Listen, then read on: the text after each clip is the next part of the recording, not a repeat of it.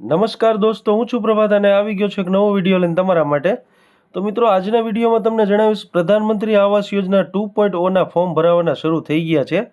તો આપણે કઈ રીતના ફોર્મ ભરશું, ક્યાં ક્યાં ડોક્યુમેન્ટ જોડવાના થશે, આ તમામ માહિતી આપીશ. તો વિડીયો શરૂ કરવું પહેલાં હજી સુધી ચેનલને સબસ્ક્રાઇબ નથી કરી તો સબસ્ક્રાઇબ કરવાનું ભૂલતા નહીં અને વિડીયોને લાઇક તો અવશ્ય કરી જ લેજો. તો પ્રધાનમંત્રી આવાસ યોજનામાં તમારે ફોર્મ ભરવા માટે સૌપ્રથમ તમારે PMAY એવું ટાઈપ કરી લેવાનું છે. ગૂગલમાં ટાઈપ કરશો એટલે નીચે જો ફર્સ્ટ લિંક આવે છે PMAYU લખેલું જોવા મળશે. યુ એટલે કે અર્બન, તેની ઉપર તમારે ક્લિક કરી દેવાનું છે. અંદર આવો ઇન્ટરફેસ જોવા મળશે. અહીંયા મિત્રો તમને જો પોપઅપ જોવા મળશે, અહીંયા તેને ક્લોઝ કરી દેવાનો છે. નેક્સ્ટ મિત્રો, આવો ઇન્ટરફેસ જોવા મળશે. અહીંયા ફર્સ્ટ જે ઉપર લખેલું છે એપ્લાય ફોર PMAYU 2.0 એની ઉપર તમારે ક્લિક કરી દેવાનું છે. વિડીયો પૂરો જોજો એટલે પૂરી માહિતી તમને આપીશ. તો મિત્રો, આવો ઇન્ટરફેસ વેબસાઇટમાં જોવા મળશે. હવે જુઓ 3 લાઇન તમને જોવા મળશે સાઈડમાં ખૂણામાં, તેની ઉપર તમારે ક્લિક કરી દેવાનું છે. અહીંયા જુઓ એપ્લાય ફોર PMAYU 2.0 એની ઉપર ક્લિક કરી દેવાનું છે. નેક્સ્ટ જેવું એની ઉપર આપણે ક્લિક કરશું ત્યારબાદ તમને આવો ઇન્ટરફેસ જોવા મળશે. હવે અહીં પ્રધાનમંત્રી આવાસ યોજનામાં એપ્લાય કરવા માટે ટોટલ આપણે 4 કેટેગરીમાં આપણે એપ્લાય કરી શકીએ છીએ, જેને આપણે ટ્રાન્સલેટ કરીને વાંચશું તો અહીં તમને લખેલું જોવા મળશે કે ભારત સરકારનું પ્રધાનમંત્રી આવાસ યોજના શહેરી 2.0 યોજનાનો ઉદ્દેશ છે કે બધા માટે ઘર હોવા જોઈએ. તો મિત્રો, એમાં જે પ્રથમ કેટેગરી છે લાભાર્થી નેતૃત્વ હેઠળનું બાંધકામ એટલે કે BLC, બેનિફિશિયરી લીડ કન્સ્ટ્રક્શન, એવું એનું ફૂલ ફોર્મ થાય છે. તો એમાં મિત્રો યોજનાનો એમાં 3 લાખ સુધીની આવક ધરાવતા ભારતના નાગરિકોને EWS શ્રેણીઓમાં વ્યક્તિગત પાત્ર પરિવારનો તેમની પોતાની જે જમીન હોય, ઉપલબ્ધ જમીન હોય, એમાં 45 ચોરસ મીટર સુધીનું નવા બાંધકામ માટે એટલે કે નવું મકાન જો તમારી પોતાની જમીન છે અને એની ઉપર તમારે બાંધકામ કરવું છે તો સરકાર તરફથી 2.5 લાખ રૂપિયા સુધીની સહાય સીધી તમારા બેંક એકાઉન્ટમાં આપવાની આ યોજના હેઠળ તમે ફોર્મ ભરી અને 2.5 લાખ સુધીની સહાય ડાયરેક્ટ લઈ શકો છો. મિત્રો, બીજી જે કેટેગરી છે એ છે AHP એટલે કે અફોર્ડેબલ હાઉસિંગ પાર્ટનરશિપ, જેમાં મિત્રો ભાગીદારીમાં EWS લાભાર્થીઓને પાકા ઘર ધરાવવા માટે નાણાકીય સહાય પૂરી પાડવામાં આવશે. મિત્રો, વર્ટિકલ 30થી લઈને 45 ચોરસ મીટરના કાર્પેટ એરિયામાં જાહેર કંપની છે, ત્યારબાદ ખાનગી કંપનીઓ છે, એજન્સીઓ દ્વારા બનાવવામાં આવશે અને આવા 1 BHK અને 2 BHK ફ્લેટ લાભાર્થીઓને ફાળવણી માટે ઉપલબ્ધ કરાવવામાં આવશે. AHP પ્રોજેક્ટમાં EWS લાભાર્થીઓને મિલકતની ખરીદી કેન્દ્ર અને રાજ્ય સરકાર દ્વારા અને રાજ્ય એજન્સીઓ દ્વારા પ્રતિ EWS 3 લાખ સુધીની વાર્ષિક આવક ધરાવતા હોય એને 2.5 લાખ સુધીની નાણાકીય સહાય પૂરી પાડવામાં આવશે.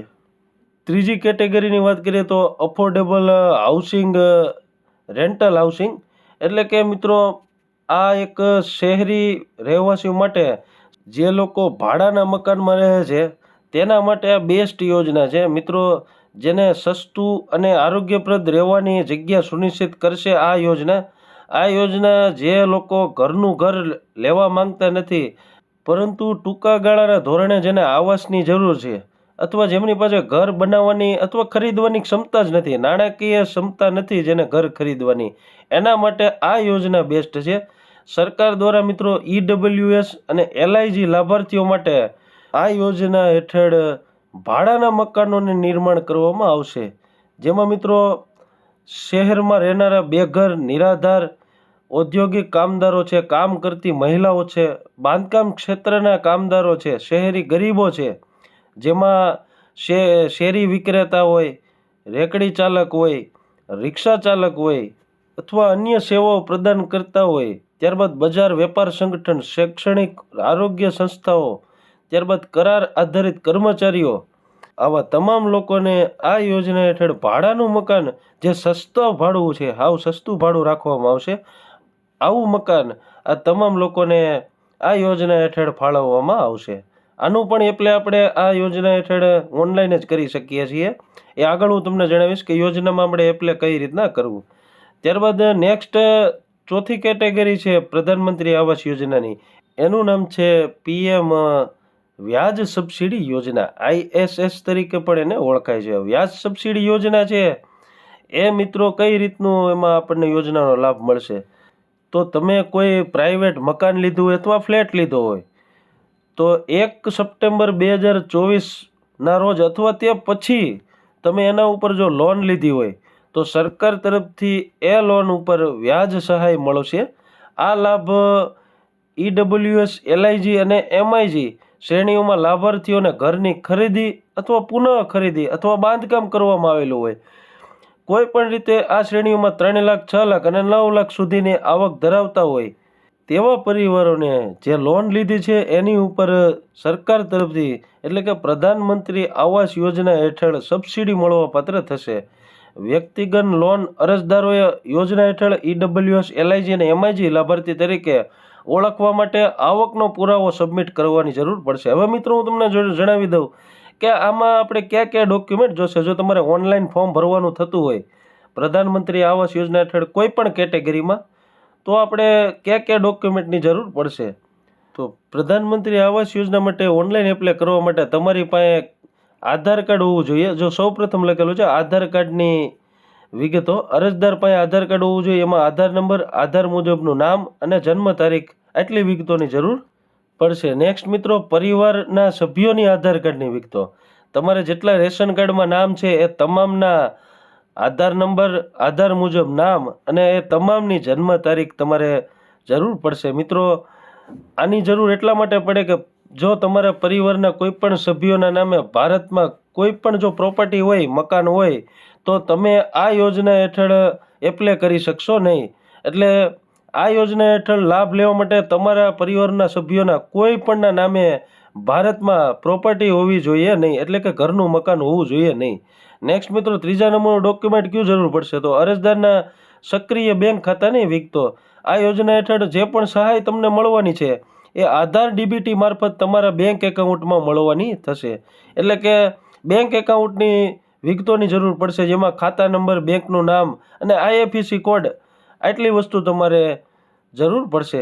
જો એમાં પણ લખેલું છે આધાર સાથે જોડાય, એટલે કે આધાર સાથે લિંક હોય ને એવું બેંક એકાઉન્ટ તમારે આમાં આપવું પડશે.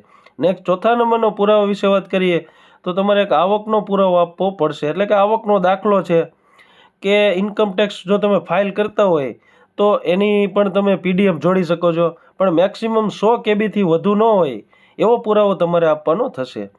ત્યારબાદ જો તમારી પાસે જમીન છે અને એની ઉપર તમારે મકાન બનાવવું છે તો તમારે છેલ્લું જો 5મા નંબરનો જે દસ્તાવેજ છે એમાં તમારે જમીન દસ્તાવેજ, એટલે લાભાર્થી જો બાંધકામ એટલે કે BLC ઘટકના કિસ્સામાં તમારે એની જરૂર પડશે. એ પણ જો મેક્સિમમ તમારે એમાં ફક્ત PDF જ અપલોડ કરવાની થશે અને મેક્સિમમ 1 MB સુધીની ફાઇલ તમારે અપલોડ કરવાની થશે.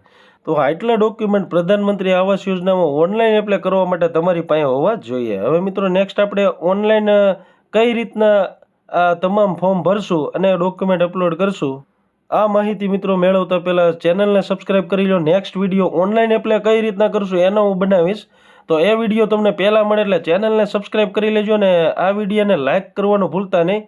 Thank you for watching.